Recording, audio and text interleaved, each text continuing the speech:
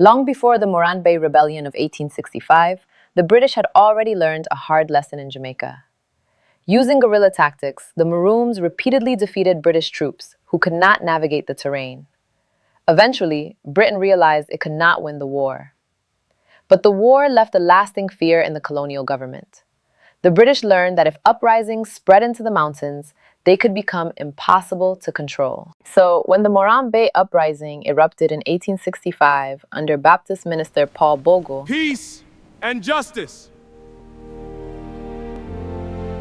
Governor Edward John Eyre reacted with overwhelming force. Disperse the crowd.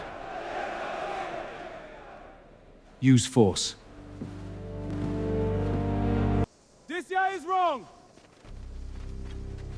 The word fire.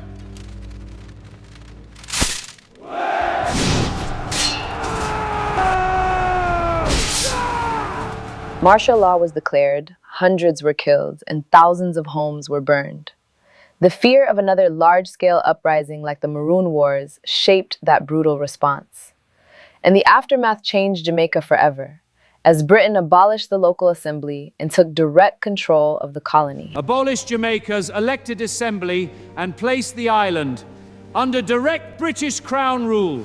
If you found this story important, please like, follow, and subscribe for more history that shapes our future.